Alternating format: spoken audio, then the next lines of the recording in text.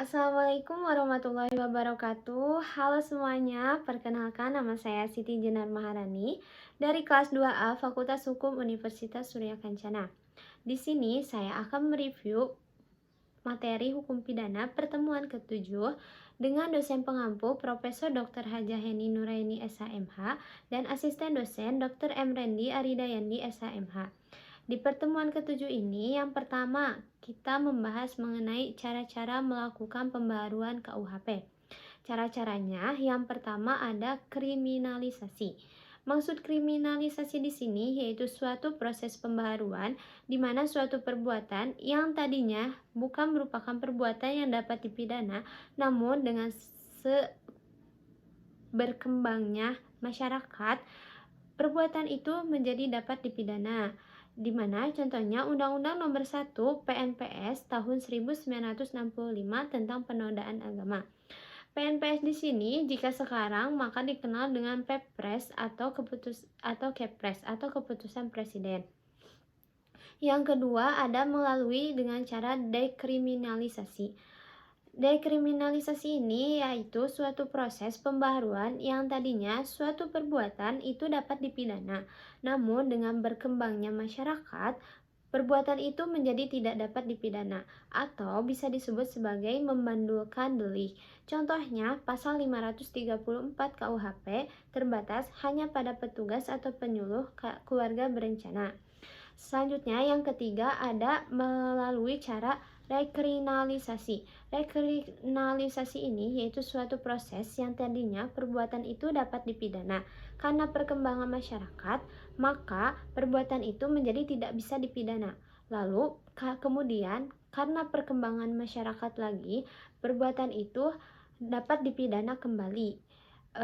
Contohnya ada Undang-Undang Nomor 17 tahun 1967 tentang penarikan cek kosong yang dicabut diganti dengan Undang-Undang Nomor 1 tahun 1971 sehingga cek kosong itu dibolehkan, atau kemudian Undang-Undang Nomor 1 tahun 1971 dicabut lagi sehingga perbuatan penarikan cek kosong itu dapat dipidana. Yang keempat ada devenalisasi. Yang penal ini artinya pemidanaan atau pidana. Devenalisasi ini yaitu suatu proses yang tadinya perbuatan itu dapat diancam pidana, kemudian dengan perkembangan masyarakat, ancaman pidananya hilang dan masih dimungkinkan untuk diganti dengan sanksinya. Contohnya sanksi kurungan yang diganti dengan sanksi administrasi. Yang kelima ada mitigering. Mitigering ini merupakan suatu proses pembaharuan yang tadinya suatu perbuatan dikenakan sanksi berat digantikan dengan sanksi yang lebih ringan.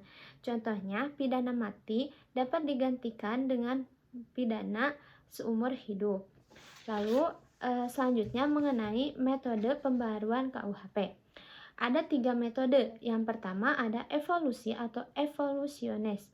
Evolusi ini merupakan pembaharuan yang dilakukan dengan cara menyelipkan pasal-pasal baru ke dalam KUHP.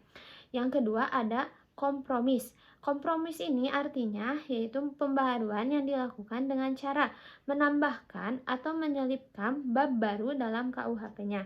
Jadi apabila ada aturan baru cukup dengan menambahkan bab baru saja dalam KUHP-nya.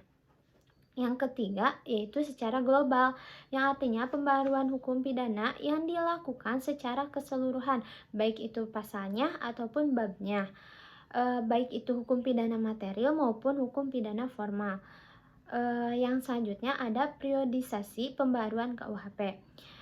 Secara kronologis, perubahan, penambahan, dan pembaharuan undang-undang ini, hukum pidana ini telah dilakukan secara bertahap. Adapun undang-undangnya diantaranya misalnya yang pertama, Undang-Undang Nomor 1 tahun 1946 tentang peraturan hukum pidana, Undang-Undang Nomor 20 tahun 1946 tentang hukuman tutupan, dan yang ketiga ada Undang-Undang Nomor 7 sementara tahun 1955 tentang pengusutan, penuntutan, dan peradilan tindak pidana ekonomi, dan masih banyak undang-undang lainnya. Mungkin sekian yang dapat saya sampaikan, kurang dan lebihnya mohon dimaafkan. Wassalamualaikum warahmatullahi wabarakatuh. Terima kasih.